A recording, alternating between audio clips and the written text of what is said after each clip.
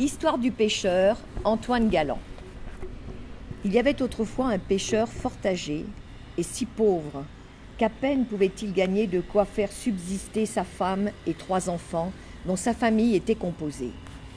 Il allait tous les jours à la pêche de grand matin et chaque jour il s'était fait une loi de ne jeter ses filets que 4 fois seulement. Il partit un matin au clair de lune et se rendit au bord de la mer.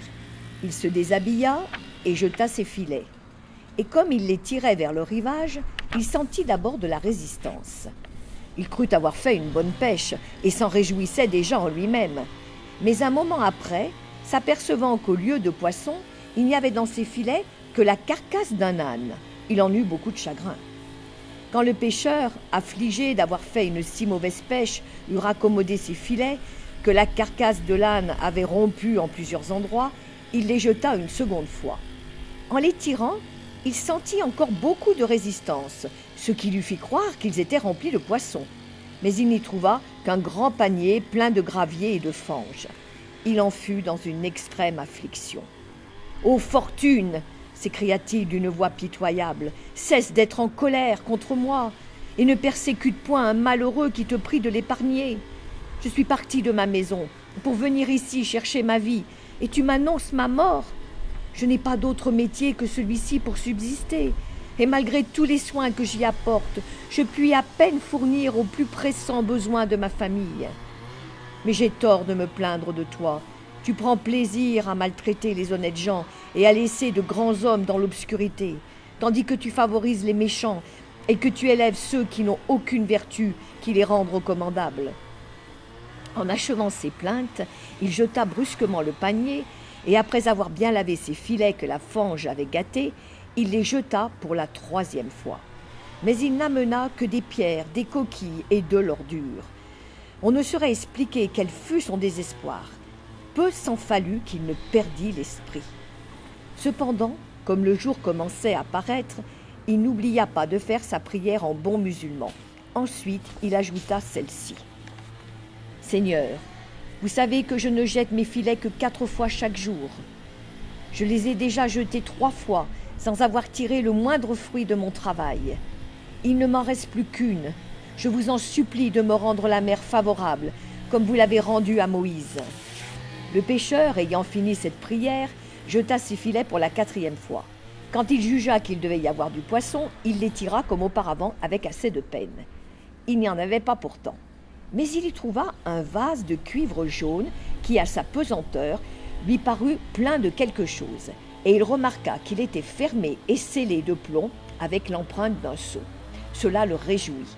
« Je le vendrai au fondeur, disait-il, et de l'argent que j'en ferai, j'en achèterai une mesure de blé. » Il examina le vase de tous côtés, il le secoua pour voir ce qui était dedans. Si ce qui était dedans ne ferait pas de bruit, il n'entendit rien. Et cette circonstance, avec l'empreinte du sceau sur le couvercle de plomb, fit penser qu'il devait être rempli de quelque chose de précieux. Pour s'en éclaircir, il prit son couteau, et avec un peu de peine, il l'ouvrit. Il en pencha aussitôt l'ouverture contre terre, mais il n'en sortit rien, ce qui le surprit extrêmement. Il le posa devant lui, et pendant qu'il le considérait attentivement, il en sortit une fumée fort épaisse qui l'obligea à reculer 2 ou 3 pas en arrière.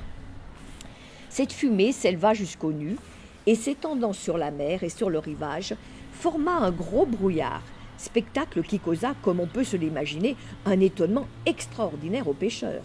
Lorsque la fumée fut toute hors du vase, elle se réunit et devint un corps solide dont il se forma un génie 2 fois aussi haut que le plus grand de tous les géants. À l'aspect d'un monstre d'une grandeur si démesurée, le pêcheur voulut prendre la fuite, mais il se trouva si troublé et si effrayé qu'il ne put marcher. « Salomon !» s'écria d'abord le génie. « Salomon, grand prophète de Dieu, pardon, pardon, jamais je ne m'opposerai à vos volontés. J'obéirai à tous vos commandements. » Le pêcheur n'eut pas sitôt entendu les paroles que le génie avait prononcées qu'il se rassura et lui dit « Esprit superbe, que dites-vous? Il y a plus de 1800 ans que Salomon, le prophète de Dieu, est mort, et nous sommes présentement à la fin des siècles. Apprenez-moi votre histoire, et pour quel sujet vous étiez renfermé dans ce vase ?» À ce discours, le génie, regardant le pêcheur d'un air fier, lui répondit « Parle-moi plus civilement, tu es bien hardi de m'appeler esprit superbe. » « Eh bien, repartit le pêcheur, vous parlerai-je avec plus de civilité en vous appelant hibou du bonheur? Je te dis, repartit le génie, de me parler plus civilement avant que je te tue. Pourquoi me tueriez-vous? Répliqua le pêcheur. Je viens de vous mettre en liberté. L'avez-vous déjà oublié? Non, je m'en souviens, repartit le génie, mais cela ne m'empêchera pas de te faire mourir, et je n'ai qu'une seule grâce à t'accorder. Et quelle est cette grâce? Dit le pêcheur. C'est, répondit le génie, de te laisser choisir de quelle manière tu veux que je te tue. Mais en quoi vous ai-je offensé? Reprit le pêcheur. Est-ce ainsi que vous voulez me récompenser du bien que je vous ai fait? Je ne puis te traiter autrement, dit le génie, et afin que tu en sois persuadé, écoute mon histoire. Je suis un de ces esprits rebelles qui se sont opposés à la volonté de Dieu. Tous les autres génies reconnurent le grand Salomon, prophète de Dieu, et se soumirent à lui. Nous fûmes les seuls, Sakkar et moi, qui ne voulûmes pas faire cette bassesse. Pour s'en venger, ce puissant monarque chargea Asaph, fils de Barakia, son premier ministre, de me venir prendre. Cela fut exécuté. Asaph vint se saisir de ma personne et me mena malgré moi devant le trône du roi, son maître. Salomon, fils de David, me commanda de quitter mon genre de vie, de reconnaître son pouvoir et de me soumettre à ses commandements. Je refusais hautement de lui obéir, et j'aimais mieux m'exposer à tout son ressentiment que de lui prêter le serment de fidélité et de soumission qu'il exigeait de moi. Pour me punir, il m'enferma dans ce vase de cuivre, et afin de s'assurer de moi et que je ne puisse pas forcer ma prison, il imprima lui-même sur le couvercle de plomb son sceau où le grand nom de Dieu était gravé. Cela fait, il mit le vase entre les mains d'un des génies qui lui obéissaient, avec ordre de me jeter à la mer, ce qui fut exécuté à mon grand regret. Durant le 1er siècle de ma prison, je jurais que si quelqu'un m'en délivrait avant les 100 ans achevés, je le rendrais riche, même après sa mort. Mais le siècle s'écoula et personne ne me rendit ce bon office. Pendant le 2e siècle, je fis serment d'ouvrir tous les trésors de la terre à quiconque me mettrait en liberté. Mais je ne fus pas plus heureux. Dans la 3e, je promis de faire puissant monarque mon libérateur, d'être toujours près de lui en esprit et de lui accorder chaque jour 3 demandes de quelque nature qu'elles puissent être. Mais ce siècle passa comme les 2 autres et je demeurai toujours dans le même état. Enfin, désolé, ou plutôt enragé de me voir prisonnier si longtemps, je jurai que si quelqu'un me délivrait dans la suite, je le tuerais impitoyablement et ne lui accorderais point d'autre grâce que de lui laisser le choix du genre de mort dont il voudrait que je le fisse mourir. C'est pourquoi, puisque tu es venu ici aujourd'hui et que tu m'as délivré, choisis comment tu veux que je te tue. Ce discours affligea fort le pêcheur. « Je suis bien malheureux, s'écria-t-il, d'être venu en cet endroit rendre un si grand service à un ingrat. Considérez de grâce votre injustice et révoquez un serment si peu raisonnable. Pardonnez-moi, Dieu vous pardonnera de même. Si vous me donnez généreusement la vie, il vous mettra à couvert de tous les complots qui se formeront contre vos jours. »« Non, ta mort est certaine, dit le génie.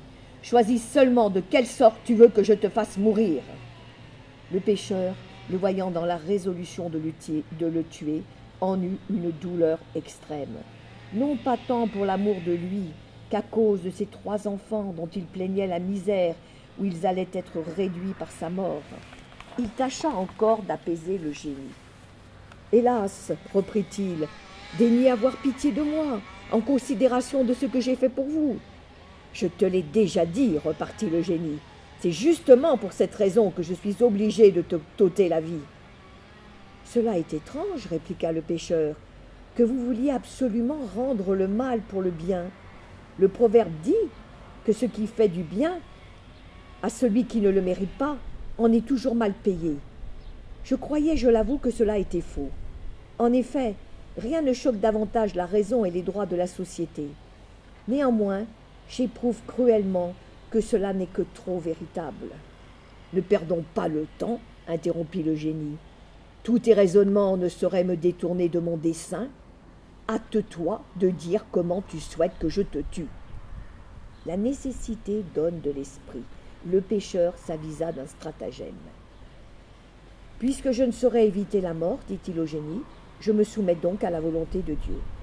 Mais avant que je choisisse un genre de mort, je vous conjure, par le grand nom de Dieu, qui était gravé sur le sceau du prophète Salomon, fils de David, de me dire la vérité sur une question que j'ai à vous faire. » Quand le génie vit qu'on lui faisait une adjuration qui le contraignit de répondre positivement, il trembla en lui-même et dit au pêcheur : « Demande-moi ce que tu voudras, et hâte-toi. » Le génie, ayant promis de dire la vérité, le pêcheur lui dit : « Je voudrais savoir si effectivement vous étiez dans ce vase.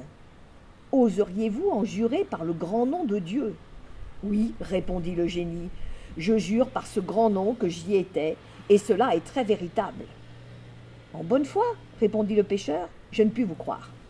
Ce vase ne pourrait pas seulement contenir un de vos pieds. Comment se peut-il que votre corps y ait été renfermé tout entier ? » ?»« Je te jure pourtant, repartit le génie, que j'y étais tel que tu me vois.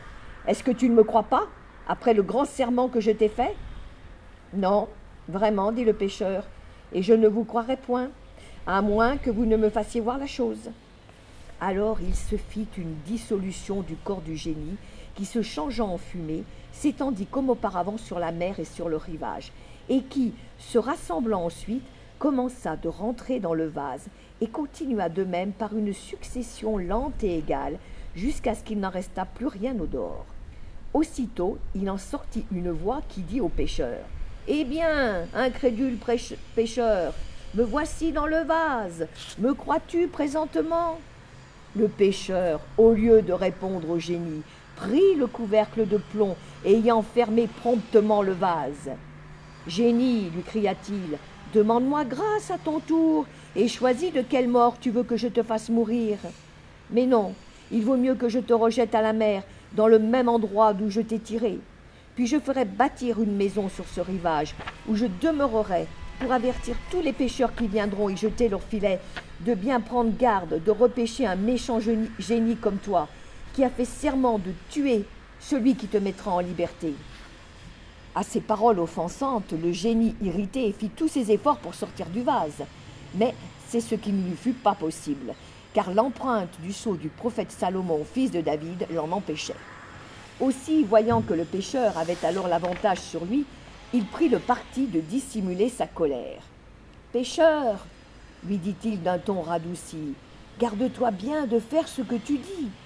Ce que j'en ai fait n'a été que par plaisanterie, et tu ne dois pas prendre la chose sérieusement. »« Ô génie, répondit le pêcheur, toi qui étais, il n'y a qu'un moment, le plus grand, et qui est à cette heure le plus petit de tous les génies, apprends que tes artificieux discours ne te serviront de rien. Tu retourneras à la mer. Si tu y as demeuré tout le temps que tu m'as dit, tu pourras bien y demeurer jusqu'au jour du jugement. Je t'ai prié au nom de Dieu de ne pas m'ôter la vie.